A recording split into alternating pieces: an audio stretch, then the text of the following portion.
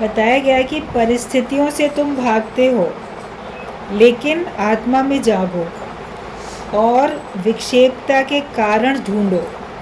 परिस्थितियों से भागते हैं, लेकिन हमको जागना है, भागना नहीं है पर जागना है। आत्म जागृति में आ जाओ, तो फिर परिस्थितियाँ सामने आएंगी, आप उसका मुकाबला कर सकते हो। वरना हम मुकाबला नहीं करते, उससे मुँह छिपाने की कोशिश करते हैं, भागते हैं। जितना आप अवॉइड करोगे परिस्थितियों को, जितना वहाँ भागोगे, उतना वो आपके ऊपर और हावी रहेंगे और फिर आपको और ज़्यादा विक्षेपता होगी। इसलिए आपको जो भी परिस्थिति आती है उसमें भागना नहीं है। सन्यासी बनने के लिए लोग घर की परेशानियों से छुटकारा पाने के लिए छोड़ के चले जाते हैं, कहीं किसी और कारण से लोग कहीं कहीं चले जाते हैं, तो अंदर तो वो कारण बना ही रहता है और उस वजह से उनको कभी कहीं पर भी सुख शांति आती नहीं है। एक दृष्टांत है कि एक आदमी ने महसूस किया कि उसके घर में बड़ा अमंगल है, यहाँ कुछ अच्छा नहीं है, सब घर में लड़ाई झगड़ा करने वाले, कलह क्लेश वाले, यहाँ कुछ नेगेटिविटी ज़्यादा है, पॉजिटिव नहीं है यहाँ पे एटमॉस्फेयर। तो उसको लगा घर में रहना बेकार है, बड़ा अमंगल छाया हुआ है, इससे तो मैं घर छोड़ के जंगल में चला जाऊँ, वहाँ कोई नहीं होगा, वहाँ मैं शांतिपूर्वक रहूँगा और जैसा भगवान रखेगा वैसे ही रह लूँगा, कम से कम मन में चैन रहेगा। ये सोच के वो घर छोड़ के जंगल की तरफ चला गया कि कहीं भी जैसे साधु संत रहते हैं मैं भी रह जाऊँगा। अब वहाँ पहुँचा तो वहाँ बैठा तो अकेले जंगल में भी तो उसको चारों तरफ तमाम परेशानियाँ देखने लगी कि जो बड़े जानवर हैं वो छोटे को मार के खा रहे हैं, बड़ा पक्षी छोटे पक्षी को मार रहा है, कहीं कुछ कहीं कुछ। बोला यहाँ भी बड़े शोर है, यहाँ भी बड़ा अमंगल है, यहाँ भी इतने पाप हो रहे हैं, हत्याएँ हो रही हैं। जंगल में तो जो जंगली जानवर होते हैं उनकी एक अपनी अलग दुनिया होती है। हम लोग घरों में रहते हैं तो हमको उनका नहीं इतना पता रहता है, लेकिन जंगली जानवरों का तो अपना हिसाब किताब रहता है, उसकी एक अलग अपनी दुनिया रहती है।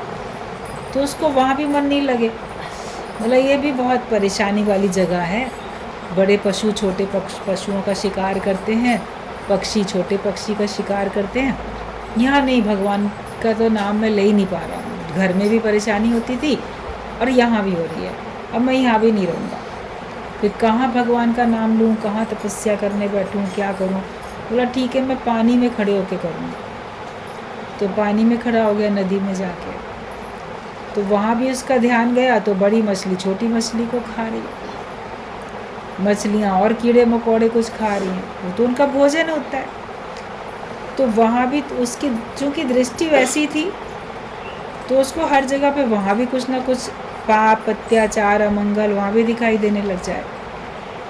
बोले ये भी जगह ठीक नहीं है, यहाँ भी तो सब ऐसे अमंगल ही अमंगल है ना, कुछ मंगलकारी कार्य तो हो नहीं रहा, यहाँ पर भी खराब ही हो रहा है सब। उसका वहाँ पे भी खड़े होके भगवान का नाम लेने में मन न लगे। बोला ये दुनिया ही लगता है रहने के काबिल नहीं है, सब जगह अमंगल ही अमंगल है। अब इसका मन इतना परेशान हुआ, वहाँ से निकल आया, सोचता अब क्या करूँ, ना घर में चैन है, ना बाहर चैन है, ना पानी में चैन है, ना पहाड़ में, कहीं भी चैन नहीं है, क्यों ना अब अपने जीवन को समाप्त ही कर देता हूँ। तो ये सोच के उसने जंगल में से सब लकड़ियाँ वगैरह इकट्ठी करी और वहाँ पे उसको जलाने के लिए कुछ ढूंढने लगा कि मैं कुछ इसको लकड़ियों को जलाऊं। कोई जंगल में और भी लकड़हारे और लोग भी वहाँ से गुजरते हैं, भी रास्ता तो होता ही है जंगल क्रॉस करके दूसरे गांव जाने के लिए। लोगों ने देखा, जो पास के गांव वाले थे उन्होंने देखा, बोले अरे क्या बात है, तुम यहाँ क्या कर रहे हो आग जला के। बोला मैं तो अपने को जला रहा हूँ, अपने को जलाने के लिए कर रहा हूँ। तो उन लोगों ने पकड़ लिया उसको, कहता अरे जीते जी थोड़ी तुमको हम मरने देंगे, जलने देंगे, और यहाँ नहीं जलना, जीते जी अगर तुम अपने को जलाओगे तो बहुत लाश की इतनी बदबू फैल जाएगी चारों तरफ, ऐसा दूषित वातावरण हो जाएगा, और फिर पुलिस भी आके हम ही लोग को सबको पकड़ेगी कि हाँ कौन आदमी ज़िंदा खुद जल गया कि हम लोगों ने जला दिया, तो हम तो तुम्हें नहीं मरने देंगे ऐसे। तो कहता कैसी दुनिया है, ना जीने देती है ना मरने देती है। हर तरफ अमंगल ही अमंगल है, और करे तो करे क्या। सौभाग्य से तो कोई संत आता हुआ दिख गया, सच्चा संत। कहता है अमंगल तेरे मन में है, बाहर नहीं है, तुम्हारे मन में है। अगर तुम्हारे मन में मंगलकारी विचार हो, मन अगर तुम्हारा ठीक हो, तो तुम जहाँ भी रह रहे हो वहाँ पे तुम शांति से रह सकते हो। लेकिन हमारे मन में ही अमंगल होता है, मन में ही ख्याल होते हैं, तो हम जहाँ बैठते हैं हमको वहाँ पे कोई ना कोई खराबी, कोई कमी, कोई दोष दिखने लग जाता है। और जब दृष्टि किसी दोष पे जाती है तो फिर आपके मन में कैसे शांति आएगी? आपके मन में तो बेचैनी हलचल होगी ही होगी। तो दोष दृष्टि से रहित हो जाओ। जो भगवान के भक्त होते हैं वो दोष दृष्टि से रहित होते हैं, वो किसी के भी दोष नहीं देखते, और वो अगर उनको अपने दिख जाते हैं तो अपने दोष दूर कर लेते हैं, उसमें परेशान भी नहीं होते। मेरे अंदर ये कमी, मेरे अंदर वो कमी है तो उसको दूर करो। मुझे ये नहीं आता, मुझे वो नहीं आता है तो तुम उसको सीखो, दूर करो उसको।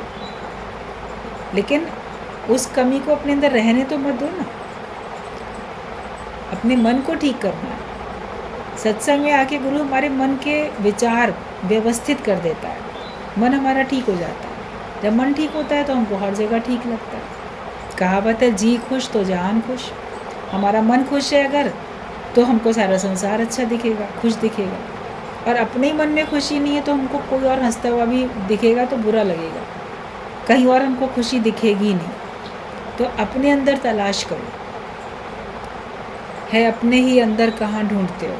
भगवान भी तुम्हारे अपने अंदर है, सुख शांति भी तुम्हारे अपने अंदर है। उसको हमको कहीं बाहर खोजने की नहीं ज़रूरत है, बाहर मिलेगा भी नहीं। और अगर हम अपने अंदर खुशी चाहते हैं तो क्या करना पड़ेगा? पहले हमें खुशियाँ बांटनी पड़ेंगी। एक बच्चे को हंसाने के लिए पहले तुमको हंसने की एक्टिंग करनी पड़ती है। अपने चेहरे को हंसता मुस्कुराता उस बच्चे के आगे दिखाना पड़ता है। तुमको मुस्कुराते हुए देखता है तो वो भी मुस्कुराता है, और तुम उसको मुंह बना के घूर के देखो तो बच्चा भी सहम जाएगा, डर जाएगा, वो भी रोने लगेगा। तुम रोने वाली शक्ल बनाओगे, वो भी रोने लगेगा। तुम हंसने वाली बनाओगे, बच्चा हंसने लगेगा। तो दूसरे को हंसाने के लिए पहले तुम्हें हंसना पड़ता है। जब तुम खुद हंसते हो तब तो दूसरा हंसेगा। तो हम जो चीज़ बांटें पहले, तो पहले हम खुशियाँ बांटें, तो बांटने के ख्याल से ही तुमको खुशी आएगी। जैसे बच्चे को हंसाने के ख्याल से ही तुमको हंसी आती है। वैसे तुम नहीं भी चाह रहे थे मुस्कुराना, लेकिन तुम्हें लगता है ये बच्चा रो रहा है ना, लाओ इसको बहला दें, इसको हंसा दें। तो दूसरे के लिए तुम्हें खुश होना पड़ता है। तो सारे समाज के लिए, संसार के लिए, सत्संग के लिए, गुरु के लिए, भगवान के लिए, सबके लिए हमको खुश होना पड़ेगा। क्योंकि मन कभी नहीं होता है, गुरुजी बोलते थे कभी तुम्हारा मन नहीं होता है मुस्कुराने हंसने के लिए, तो अपने चेहरे को मुस्कुराने पे मजबूर करो। बोलते मजबूर करो अपने आप को कि नहीं, तुम्हें मुस्कुराना ही है, तुम्हें खुश होना ही है। तो ज़बरदस्ती भी अपने को खुश करो, ज़बरदस्ती भी अपने को हंसाओ, तो देखोगे आपका फिर स्वभाव बन जाएगा और आप खुश रहना सीख जाओ। तो बांटते जाओ, गुरु से प्रसन्नता लो, गुरु से अच्छे विचार लो।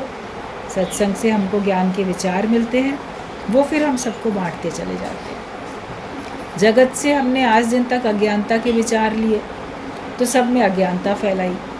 अब गुरु के पास आके ज्ञान के विचार लेते हैं तो ज्ञान फैलाते हैं। जैसे का संग करोगे खुद भी तो वैसे ही बनोगे।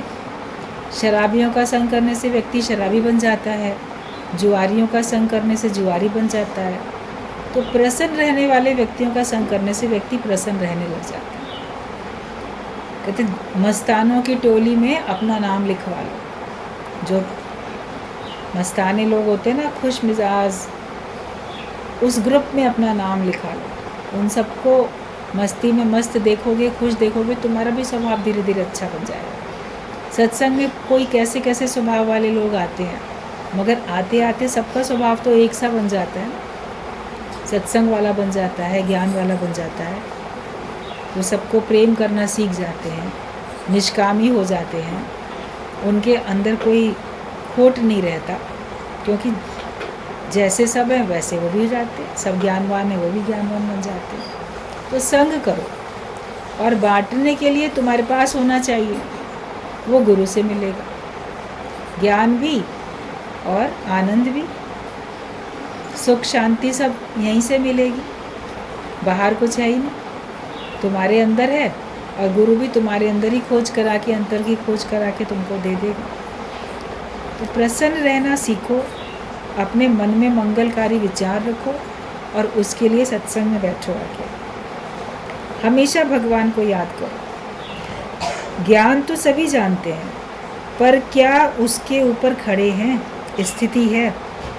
आप किसी से भी बोलोगे सत्संग चलो, सत्संग सुनो, अरे हमको सब पता है, ये कोई नई बात नहीं है, हम सब जानते हैं, ये लोग बोलते हैं। तो जानते तो हैं, मगर उनके व्यवहार में तो उतरा हुआ दिखता नहीं कि व्यवहार में भी ज्ञान हो। तो उनके जानने से फिर क्या प्रयोजन है? कोई मतलब भी नहीं है। आपको आता सब कुछ है, मगर आप समय पे उसका इस्तेमाल नहीं करते। आप बोलो हमें आता तो है, लेकिन हम जब ज़रूरत है तो हम उसको चला नहीं सकते, तो उसके आने से फ़ायदा क्या हुआ? सैनिक को हथियार चलाने आते हैं, लेकिन जब शत्रु सामने आए युद्ध भूमि में तो बोलेगा मैं तो भूल गया, मैं नहीं चला सकता हथियार, तो उसका सीखने का क्या मतलब हुआ? तो ऐसे ही ज्ञान आता है, सबको आता है, बहुत आता है। तो जब अज्ञानता का कोई कारण सामने आता है, दुखी होने का, परेशान होने का, भयभीत होने का, चिंतित होने का, जो भी कारण सामने आता है, विकारों में गिरने का, माया किसी भी रूप में सामने आती है, तो ज्ञान क्यों भूल जाता है? फिर उसके अधीन क्यों हो जाते हो? तो तुम्हें आता ही कहाँ था? आता होता तो तुम उस समय ज्ञान का इस्तेमाल कर लेते। विकट से विकट परिस्थिति में भी ज्ञानी धीरज में रहता है, और वो ज्ञान के वजह से उससे बहुत जल्दी उपराम भी हो जाता है। परिस्थितियों में हमेशा थोड़ी पड़ा रहता है, आती है उसका मुकाबला करता है और उससे ऊपर उठ जाता है। तो परिस्थितियों से भागो नहीं, उसका मुकाबला करो, और ज्ञान को भी लो गुरु से और बांटते चले जाओ।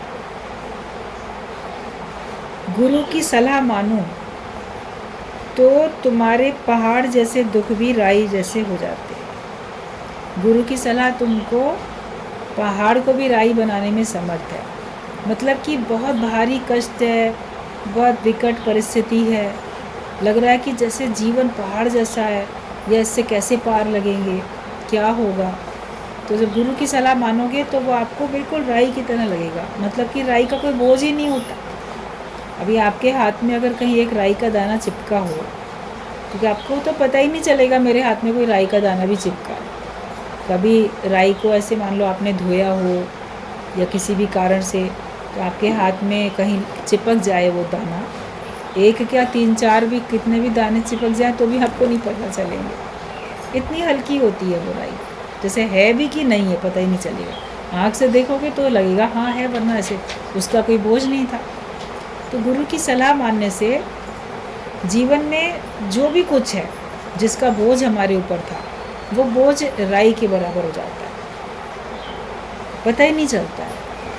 आँख से देखते हैं, दूसरा इशारा करता है अरे तुम्हारे जीवन में ये परिस्थिति है, ये तकलीफ़ है, तो आप बोलोगे अच्छा है, हमको तो पता ही नहीं,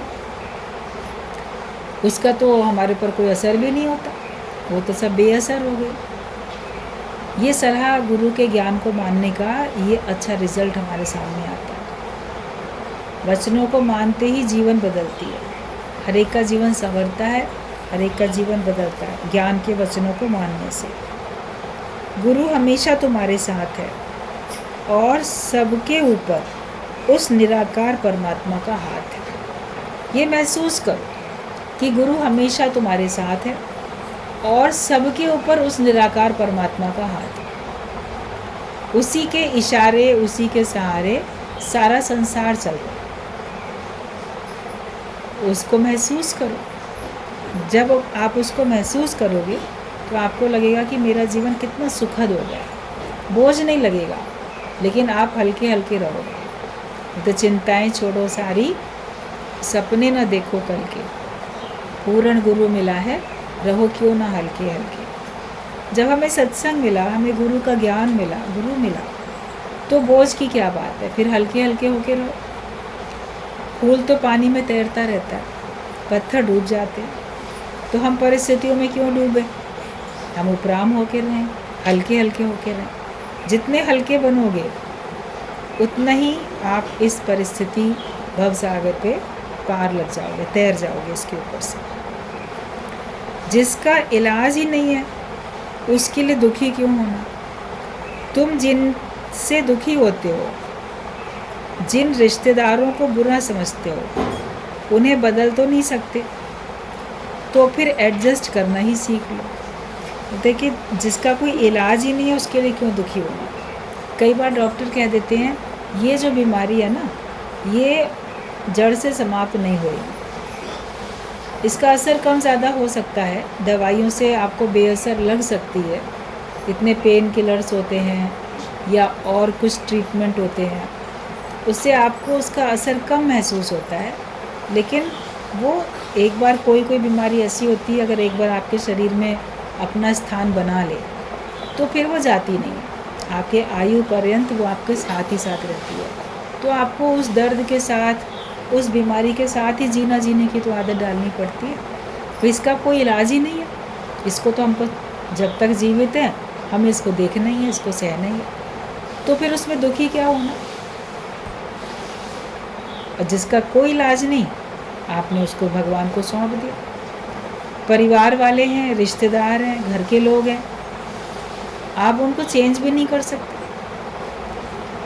अपने ही मन को चेंज करना पड़ेगा और उनके बदले में कोई दूसरा भी नहीं ला सकते।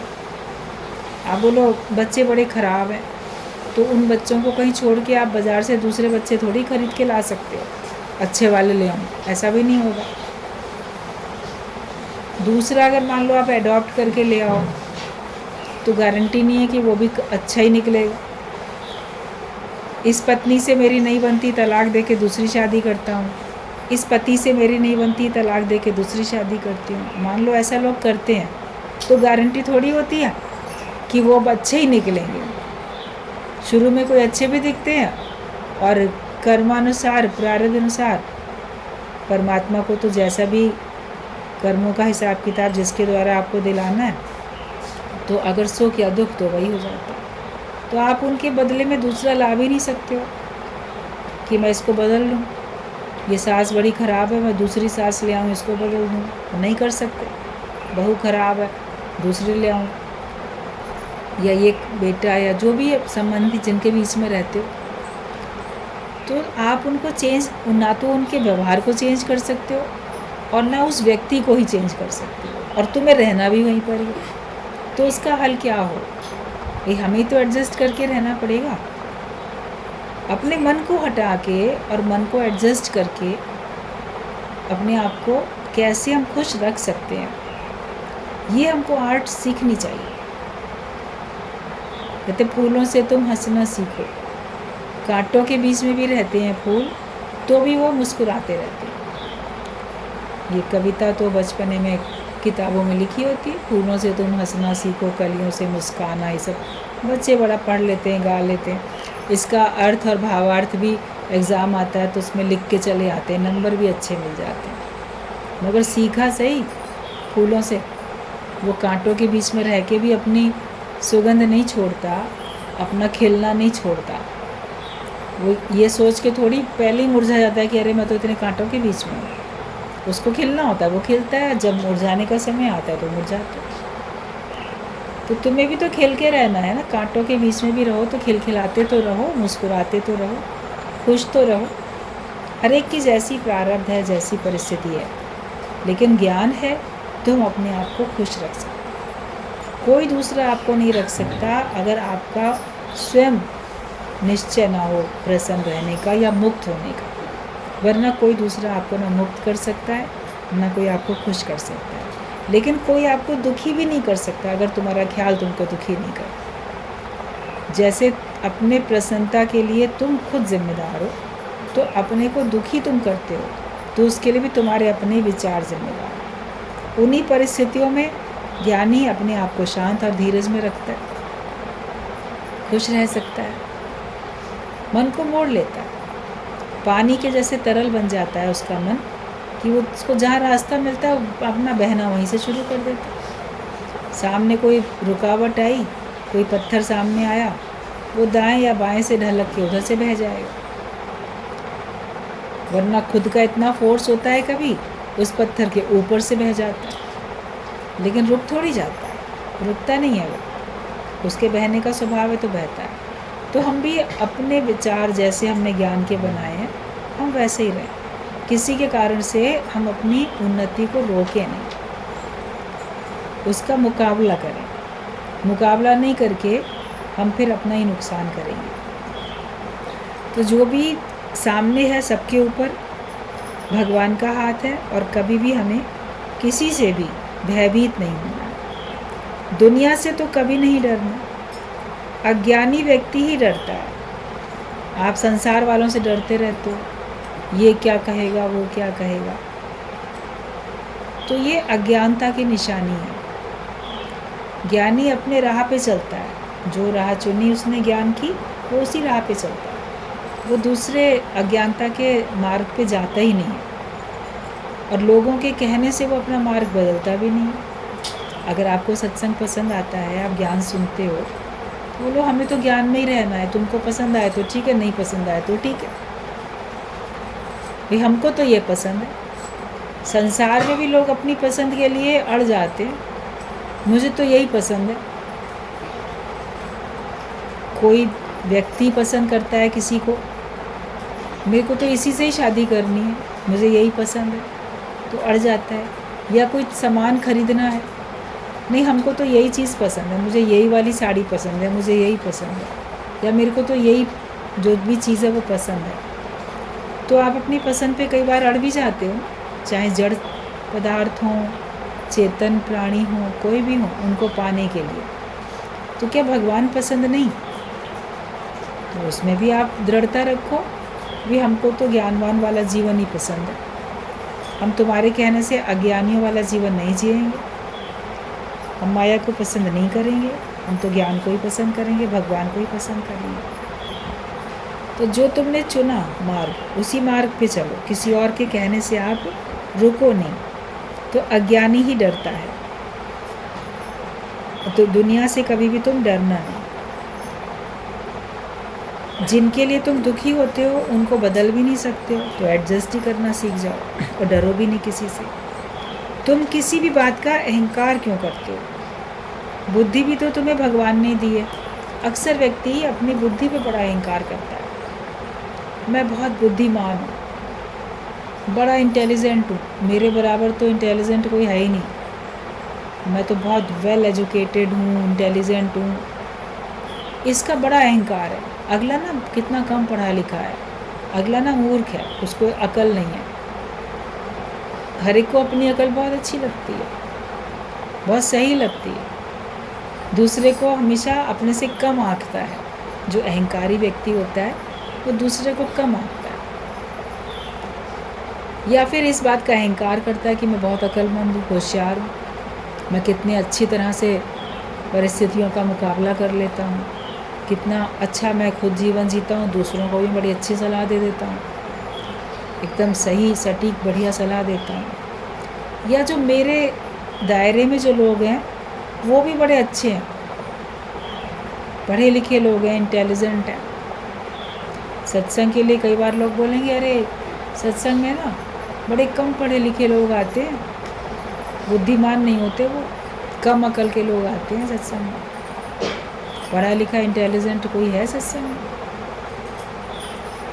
तो सत्संग में कोई बाहर से पढ़ा लिखा हो या ना हो, उसके पास इतनी तो बुद्धि है कि वो ज्ञान को समझता है, ज्ञान के हिसाब से जीवन जी रहा है, तो उसने तो सबसे श्रेष्ठ पढ़ाई पढ़ ली। उतनी श्रेष्ठ पढ़ाई तो वो लोग नहीं पढ़ पाते। बहुत सियाने जो होते हैं ना वो बैठे रह जाते हैं, कहते भोले भाव मिले रघुराई।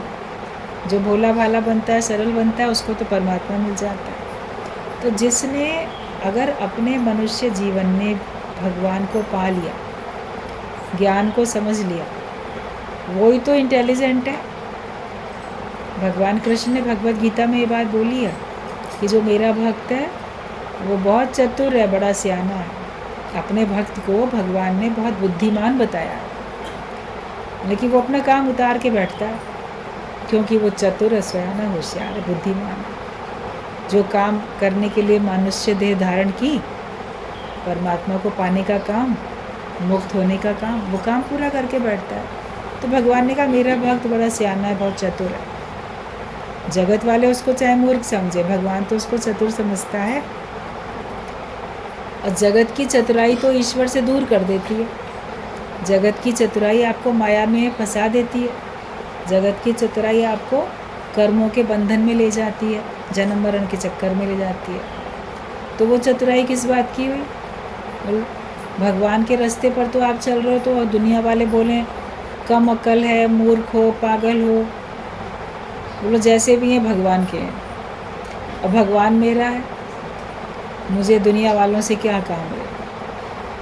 और वही सरल जो होते हैं, जिनको लोग सीधा समझते हैं, वही सबको देखो कितना प्रेम कर लेते हैं। घर में अगर मान लो 4 बहुएं हैं, एक बहू सत्संग में जाती है, बाकी 3 नहीं जाती हैं, तो जो एक जाती है उसका बाकी लोग मजाक बनाएं या उसको कम समझें, या सोचें ये तो अब सत्संग में जा रही है ना, तो ये इसी को ये काम सौंप दो, वो कर दो।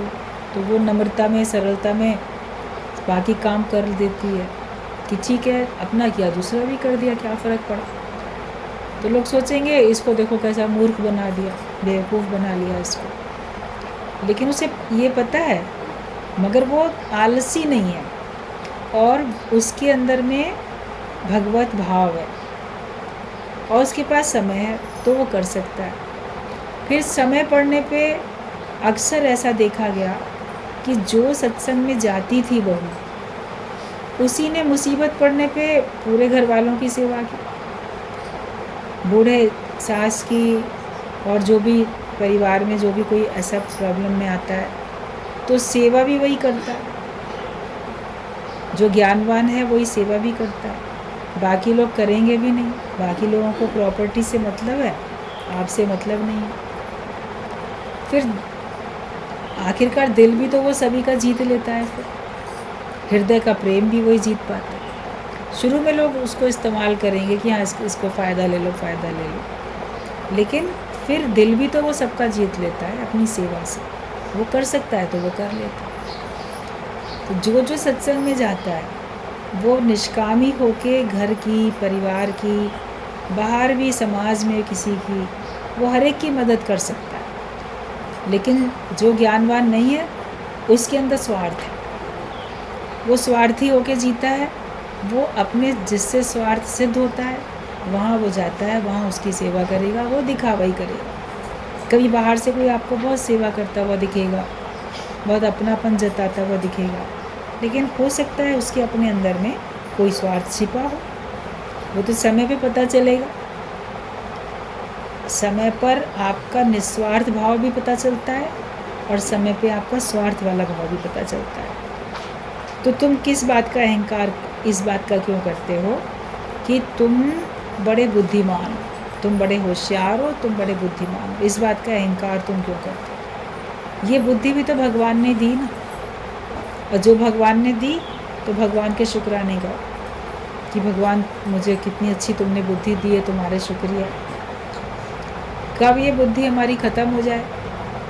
ओल्ड एज में कई बार लोगों की याददाश्त चली जाती है, कम कुछ हो जाता है, उनका बुद्धि ऐसी हो जाती है कि नहीं समझ पाते हैं। तो कब कैसा हो जाए, या कभी किसी और वजह से आपकी बुद्धि फेल हो जाए। तो जो कुछ है, जिस बात का भी हम अहंकार करते हैं, वो सब दिया तो भगवान ने है। आपका तन, आपका मन, आपकी बुद्धि, घर परिवार, आपका स्टेटस, आपकी जो भी पद है या धन है, वो सब भगवान ने ही तो दिया है। रूप रंग जो भी है, जिस का भी आप अहंकार करते हो, या मेरे परिवार के लोग बड़ी ऊंची ऊंची पोस्ट पे हैं, बड़े अच्छे हैं, या मेरे जानकारी के लोग इतने अच्छे हैं, किसी भी बात का आप अहंकार करते हो, तो वो सब जो कुछ तुमको मिलता हुआ दिखता है, उन सब में भगवान की कृपा मानो कि ईश्वर की कृपा है, जो मुझे चारों तरफ से सब अच्छे ही अच्छे लोग मिल रहे हैं। तो अहंकार किस बात का करें? तो तुम किसी भी बात का अहंकार क्यों करते हो? अगर अभिमान करते भी हो तो क्यों करते हो अहंकार? बुद्धि भी तो तुम्हें भगवान ने दी है, इसलिए अपनी बुद्धि का भी अहंकार नहीं करो। कुछ भी कर्म करो तो सोच विचार करके। तुम ऐसा सच भी क्यों बोलते हो जिससे दूसरा दुखी हो जाए? आप बोलो हमने तो सच बोला, तो ऐसा सच क्यों बोल रहे हो जिससे दूसरा दुखी हो रहा है? किसी को दुखी करने के लिए वो सच बोलने की तुम्हें क्या ज़रूरत है? कहते सच को मीठा करके बोलो, और सच कोई सुनना चाहता है तब उसको सुनाओ सच। कोई सुनना भी नहीं चाहता है तो भी तुम उसको सच बताते रहते हो। या मैंने तो सच बोला ना, तो सच तो बोला मगर किसी को टॉन्ट करके बोला, ताना मारते हुए बोला, तो ऐसा सच बोलने से क्या मतलब था? बोलते अंधा व्यक्ति खुद ही जानता है मैं अंधा हूँ, अपने अंधेपन से वो लाचार महसूस करता है, अपने आप को अपाहिज महसूस करता है, अंदर में दुखी है। कोई बोले अरे तुम अंधे हो, एक तरफ बैठो, तो ऐसा सच बोला तो क्या उसको अच्छा लगेगा? उसका दिल दुखेगा ना। आप बोलो सच तो बोला, अंधे को अंधा नहीं बोलेंगे क्या? लंगड़े को लंगड़ा नहीं बोलेंगे? ऐसे को ऐसा नहीं बोलेंगे? तो बोलने की ज़रूरत क्या है तुम्हें देखना है सबको भगवान करके। ना अंधा, ना गूंगा, ना बहरा, ना लंगड़ा, ना लूला, तुम्हें कुछ नहीं देखना। अमीर गरीब तुम्हें कुछ नहीं देखना, तुमको देखना है सिर्फ भगवान देखना। सच बोलो कि तुम भगवान हो, वो सच है। बाकी तो उसके शरीर में कमी है या उसके भाग्य कारण से उसको कोई चीज़ कम मिली है, तो उसमें वो थोड़ी है कम, वो तो पूर्ण है, पूर्ण परमेश्वर है, पूरा आत्मा है, वो तो भगवान है। बाकी लीला जैसी भी भगवान ने उसकी इस जन्म के लिए रच दी, उसके हिसाब से उसका खेल चल रहा है जीवन का। तो हम ऐसा सच कभी ना बोलें जिससे दूसरे का दिल दुखे। कई बार व्यक्ति इंटेंशनली बोलता ही इसीलिए है कि ताकि वो जानता है कि मैं ये बोलूँगा तो इसका मन दुखेगा और ये परेशान होएगा। दूसरे को परेशान करने के लिए व्यक्ति बोलता है या कोई एक्शन करता है या कोई कर्म करता है, वो दूसरे को परेशान करने के लिए करता है, तो उसके संग उसकी मित्रता थोड़ी है, शत्रुता है, तभी ऐसा करता है। मगर ज्ञानी के लिए कोई शत्रु होता ही नहीं है, उसके लिए सब मित्र होते हैं, इसलिए वो सबके साथ अच्छा ही व्यवहार करता है। और आपके व्यवहार से ही आपको जांचा परखा जाता है, आपके व्यवहार के कारण से ही लोग आपको अच्छा या बुरा कहते हैं, और उसी हिसाब से आपको याद भी करते हैं, बड़ा अच्छा व्यक्ति था या बड़ा खराब था। उसके व्यवहार के कारण ही तो उसको अच्छा बुरा का जो मेडल दिया गया, इसीलिए दिया गया। तो अपना व्यवहार अच्छा हो, आचरण अपना अच्छा होना चाहिए, उसमें कहीं कोई कमी नहीं आए। हर एक को सुख देने का विचार रखो, कभी भी किसी को दुखी करने वाले कर्म हमें न मन से, न वाणी से, न तन से, हमें वो कर्म करनी नहीं है। तो तुम ऐसा सच बोलते हो, क्यों बोलते हो जिससे दूसरा दुखी हो जाए? तुम्हारा ख्याल ही तो तुम्हें दुखी करता है। तुम अपना स्वभाव ऐसा बनाओ जिससे सबके साथ एडजस्ट कर सको। तुम्हें अपनी कृपा स्वयं के ऊपर करनी है, अपने ऊपर कृपा करनी है कि मैं अपना व्यवहार ऐसा बनाऊं जिससे कि मैं एडजस्ट कर सकूं और मैं अपने मन को परेशान ना कर सकूं। दूसरे को दोष नहीं दो कि वो हमें बड़ा परेशान करता है। आप अपने को इतना मजबूत बनाओ कि आपको कोई परेशान करे, आप परेशान ना रहो। और क्यों करता है परेशान, उस कारण को दूर करने की कोशिश करो। अगर आप कर सकते हो तो, नहीं कर सकते हो तो आप अपने मन को हटा के अपने ज्ञान में रहो। स्वभाव अपना ऐसा बना लो जिससे सबके साथ तुम एडजस्ट कर सको, हर एक के साथ तुम निभा सको। तुम अपना स्वभाव ऐसा बनाओ। अपने ऊपर ही ध्यान देने की आवश्यकता है। दूसरों पर तो बहुत ध्यान देता है व्यक्ति, मगर नहीं ध्यान देता तो अपने पे नहीं ध्यान देता है। तो हमें ये अपने ऊपर कृपा करनी है।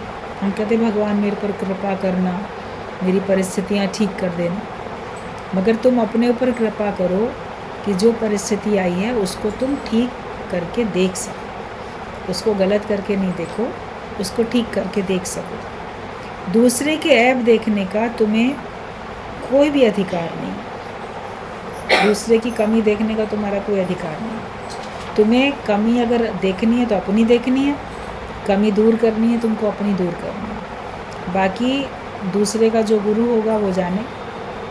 तुम हर एक के, सारे संसार के किसी के गुरु नहीं, तुम केवल अपने मास्टर बनो, अपने गुरु बनो और अपने को ही सुधारने में लग जाओ। तो दूसरे के ऐप देखने का तुम्हें कोई भी अधिकार नहीं। बोलने का ढंग भी सीखो कि किससे बोलें, कब बोलें, क्या बोलें।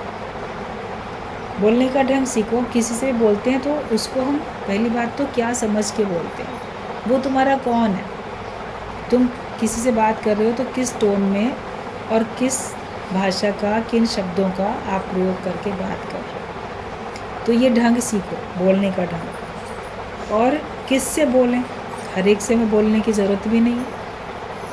फिर कब बोलें, हर समय बोलने की ज़रूरत नहीं है। जब समय है तब बोलो, नहीं बोलने का है तो नहीं बोलो आप। और क्या बोलें, हम क्या बोलते हैं, क्या नहीं बोलते हैं, वो हमें देखना है। जो ज़रूरी हो वही बोलो, जो बात ज़रूरी नहीं है उसको हमें बोलने की भी ज़रूरत नहीं है। तुम दूसरे की भी सुनो, सिर्फ अपनी ही मत सुनाओ। तुम्हें दूसरे की भी सुननी है, अपनी नहीं सुनाते चले जाओ कि बस हम बोलते जा रहे हैं, हम बताते जा रहे हैं। अगले का पॉइंट ऑफ व्यू तो समझो, दूसरे की भी तो समझो बात। तुमने अपनी एक बात बताई, उस पर दूसरा क्या प्रतिक्रिया करता है, वो अपने क्या विचार दे रहा है, उसके विचार को भी तो सुनो, उसको भी तो समझने की कोशिश करो। वरना दूसरे की व्यक्ति सुनता नहीं है, अपनी बात थोपता रहता है, या जो उसको सही लगती है वो बताता रहता है। अगले का मन जानने की कोशिश ही नहीं करता व्यक्ति। तो तुम दूसरे की भी तो सुनो, सिर्फ अपनी ही मत सुनाओ। और ये वाणी की तपस्या है कि मौन में रहें। मन की, वाणी की, इंद्रियों की तपस्या हमें गुरु सिखाता है। और ये वाणी की तपस्या है कि हम मौन में रहें, अधिक से अधिक मौन में रहें। जितना आवश्यक हो उतना ही बोलो। जहाँ बिना बोले काम चल रहा है तो आप मत बोलो। अभ्यास करो। आप अपने मुख को बंद रखोगे, होठों को बंद रखोगे, मन बड़ा चलेगा, मन बोलेगा। लेकिन फिर आप देखोगे आपके मन ने भी बोलना बंद कर दिया। आपका मन भी धीरज में और शांति में आपका मन भी आ जाता है। ये वाणी की तपस्या है कि मौन में रहो। जो काम और क्रोध को रोक ले वो ही सच्चा ज्ञानी है। जो अपने अंदर उठने वाले काम और क्रोध के वेग को संयमित कर लेता है, रोक लेता है, वो ही सच्चा ज्ञानी है। हम कामनाओं के अधीन होके गिरते हैं, बह जाते हैं। क्रोध के अधीन होके गिरते हैं, बह जाते हैं। सभी विकारों के अधीन होके गिरते हैं और बह जाते हैं। लेकिन अगर हम अपने विकारों को रोक पाते हैं तभी हम ज्ञानवान हैं। अगर हम अपने विकारों को नहीं रोक सकते तो फिर हम ज्ञानवान नहीं हैं। इच्छा ही अज्ञानता का मूल कारण है। तुम ईगोलेस बनो तब फिर डिज़ायरलेस भी बनोगे और थॉटलेस हो जाओगे। कि तुम पहले ईगोलेस बनो कि मैं कुछ नहीं हूँ, तभी तुम डिज़ायरलेस बनोगे। फिर इच्छाएं भी कुछ नहीं। मैं हूँ तभी तो इच्छाएं हैं, मैं नहीं हूँ तो इच्छाएं भी नहीं है, और इच्छाएं नहीं है तो ख्याल भी नहीं है, थॉटलेस भी होगा। वरना मन बोलेगा थॉटलेस कैसे हो सकते हैं, ख्याल तो चलते ही रहते हैं। मूल कारण जो है अपने को देह मानने का, उसका अहंकार करने का, वही इच्छाओं का और विचारों का वही जन्मदाता है। तो अपने को ईगोलेस करते जाओ। मैं हूँ ही नहीं, है ही भगवान। सिंपल बात। हर जगह आगे आगे भगवान को देखते जाओ तो फिर आप देखोगे कि आपके अंदर फिर कोई इच्छा भी नहीं रही। फिर आप भगवान की मर्ज़ी में चलोगे, भगवान जैसे चलाएगा उसमें खुश रहोगे। अपने अंदर की इच्छाएं समाप्त करो तो तुम्हारे लिए भगवान इच्छा करेगा। तुम अपने लिए सोचना छोड़ दो तो भगवान तुम्हारे लिए सोचेगा। बस तुम भगवान के रास्ते पे चलो, अपने को गुम करके भगवान को प्रकट करो। एक यही काम हमको करना है, बाकी सारे काम हमारी जिम्मेदारी नहीं है। सामने सहज जो सेवा होती है वो कर सकते हैं, वरना भगवान का भक्त तो केवल भगवान की भक्ति में ही लीन रहता है।